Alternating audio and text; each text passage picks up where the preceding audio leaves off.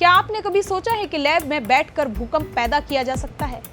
जी हाँ, आजकल एक ऐसी थ्योरी चर्चा में है जिसके मुताबिक भूकंप को हथियार की तरह इस्तेमाल किया जा सकता है। पाकिस्तान, चीन और कुछ एशिया देशों में बार बार भूकंप के झटके आ रहे हैं।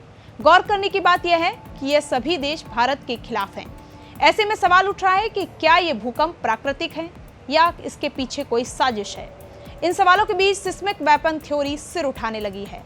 आइए इस सिस्मिक वेपन थ्योरी को आसान भाषा में विस्तार से समझते हैं। नमस्कार, आप देख रहे हैं अनादि डिजिटल। मैं हूं आपके साथ कंचन शर्मा।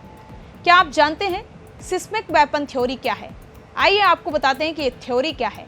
आपने सपने में भी नहीं सोचा होगा कि भूकंप को कोई अपने दुश्मन के खिलाफ हथियार की तरह इस्तेमाल कर सकता है, लेकिन सिस्मिक वेपन थ्योरी यही कहती है कि इस थ्योरी के मुताबिक वैज्ञानिक और सैन्य संगठन ऐसी तकनीकी पर काम कर रहे हैं जिससे धरती की गहराइयों में हलचल पैदा करके कृत्रिम भूकंप लाया जा सके।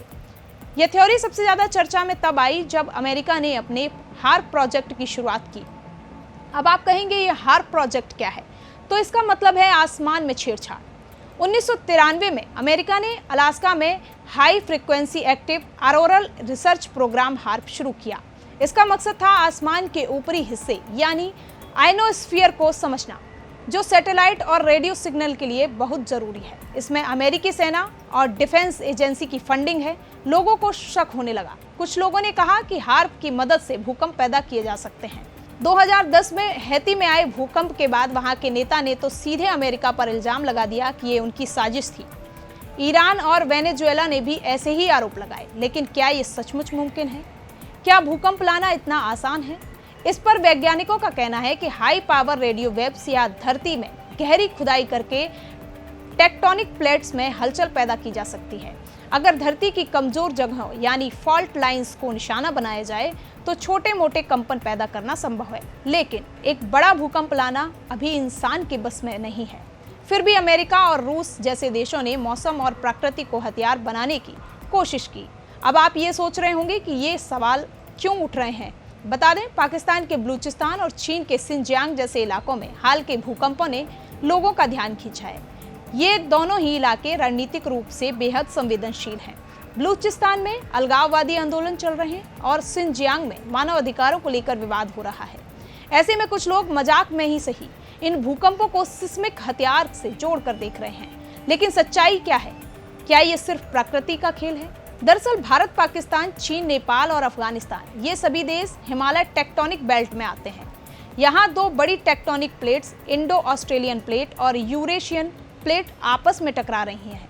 यही टक्कर हिमालय पर्वत को जन्म देती है और यही बार बार भूकंप की वजह भी है। वहीं वैज्ञानिकों का कहना है कि लगातार छोटे छोटे झटके कभी कभी बड़े भूकंप का संकेत हैं। अब सवाल है कि तो क्या हमें तैयार रहना चाहिए? क्या मौसम को भी हथियार बनाया जा सकता है? आपको बता दें, सिर्फ भूकंप ही नहीं, मौसम को भी हथियार बनाने की कोशिश हो चुकी है। 1977 में इनमोड ट्रीटी के तहत दुनिया भर के देशों ने शपथ ली कि ये मौसम को युद्ध में हथियार की तरह इस्तेमाल नहीं करेंगे। लेकिन इतिहास में ऐसे उदाहरण हैं, जैसे वियतनाम युद्ध के दौरान अमेरिका ने ऑपरेशन पोपोए के तहत भारी बारिश करवाई ताकि दुश्मन की सेना दलदल में फंस जाए।